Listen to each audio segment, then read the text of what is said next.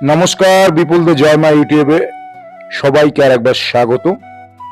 আজকে আপনাদের নিয়ে যাব জোড়াসাঁকো ঠাকুর বাড়ি। এটি কোনো মঠ, মন্দির বা ধর্মীয় স্থান নয়। প্রচুর ভক্ত সমাগম হয় এই দিনে। আজকে আমরা এসে পৌঁছেছি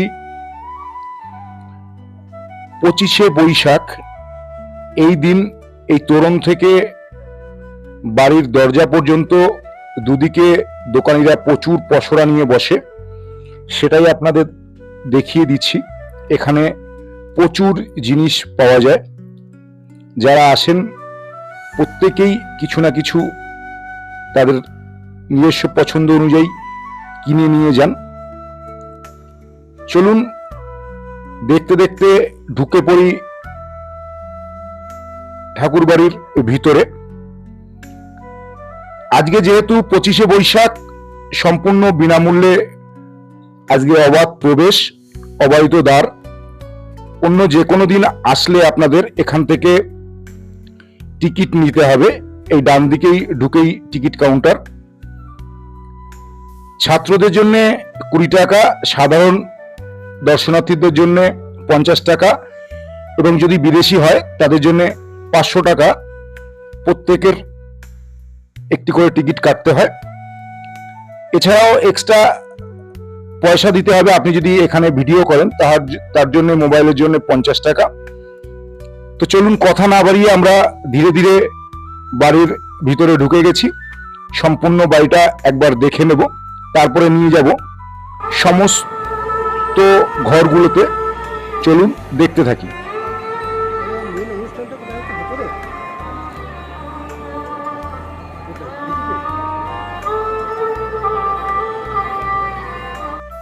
বাড়ির সামনেই সুসজ্জিত বাগান, তার সামনেই একটি মূর্তি রয়েছে। আজকে সকলেই মালা পরিয়ে শ্রদ্ধার্ঘ্য নিবেদন করছেন ঠাকুরের জন্মদিনে। বাদনি ছোট্ট শিশুও।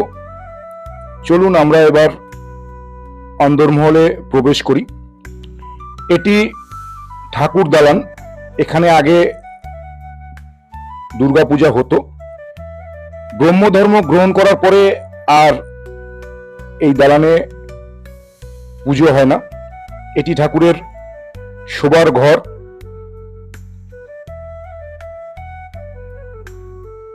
এই বারান্দাতেই ঠাকুর যখন অসুস্থ ছিলেন, 4 জন ডাক্তার মিলে তাকে অপারেশন করেছিল। তার একটি রেপ্লিকা এখানে রাখা রয়েছে। ঠাকুর শেষ নিঃশ্বাস ত্যাগ করেছিলেন যে ঘরটিতে, আমরা এবার সেই ঘরটি দেখব। এই ঘরটিতেই ঠাকুর 1941 সালের 22শে শ্রাবণ পরলোক গমন করেছিলেন।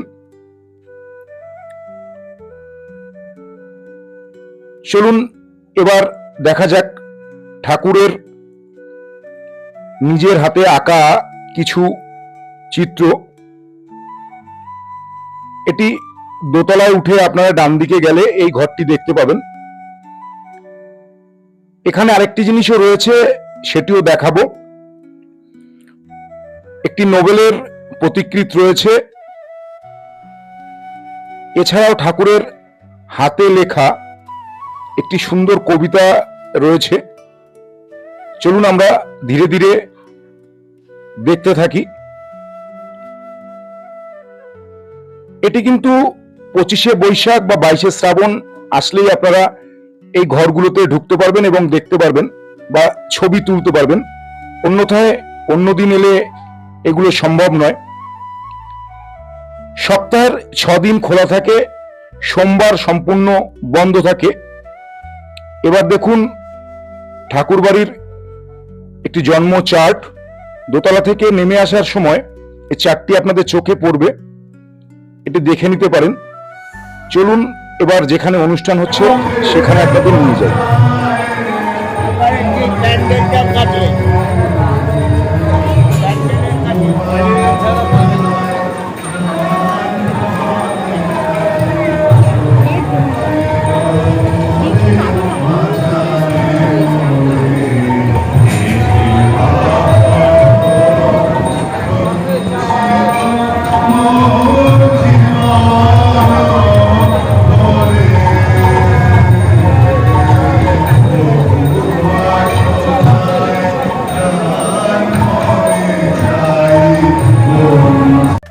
রবীন্দ্রনাথ ঠাকুর যে সমস্ত রাজনীতির ঊর্ধ্বে, তা পরপর দুটি চিত্র আপনাদের সামনে আসবে, আপনারা দেখলেই বুঝতে পারবেন। রাজনীতির রং কিন্তু এখনো রবি ঠাকুরের গায়ে লাগেনি। সকলেই আসছে তাকে শ্রদ্ধার্ঘ্য নিবেদন করবার জন্য। দেখতে দেখতে যদি ভালো লেগে থাকে তাহলে একটি লাইক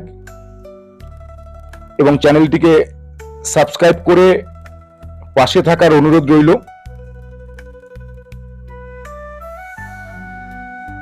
এছাড়া আপনাদের দেখাবো, এর পাশেই রয়েছে একটি মঞ্চ।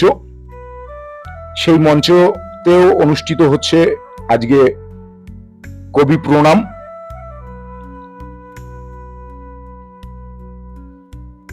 চলুন আমরা ধীরে ধীরে দেখতে থাকি। এবার ছোট্ট করে এই বাড়ির ইতিহাস আপনাদের সামনে একটু তুলে ধরি। 35,000 স্কোয়ার মিটার জুড়ে এই সম্পূর্ণ বাড়িটি এখন রয়েছে। নীলমণি ঠাকুরের হাত ধরে যশোর থেকে কলকাতায় এসে এই বাড়িতে বাড়ি করা। সেখানেই ঠাকুরের জন্ম হয়েছিল 1861 সালের 9 মে 25শে বৈশাখ। আজকের দিনও 9 মে 25শে বৈশাখ। এবার চলুন আপনাদের বলি আপনারা এখানে আসবেন কিভাবে। আপনারা যদি মেট্রোতে আসেন তবে গ্রিস পার্ক স্টেশন থেকে সামান্য পায়ে হাঁটা দূরত্বে আপনারা এই জায়গাতে এলেই আপনারা বড় তোরণ দেখতে পারবেন। এমজি রোডের উপরেই এই বড় তোরণ। সোজা 2-3 মিনিট হেঁটে গেলেই ঠাকুর বাড়ি পাবেন। এছাড়া যারা বাসে আসবেন তারা রাম মন্দিরও নামতে পারেন, কোনো অসুবিধা হবে না। যে কোনো একদিন চলে আসুন।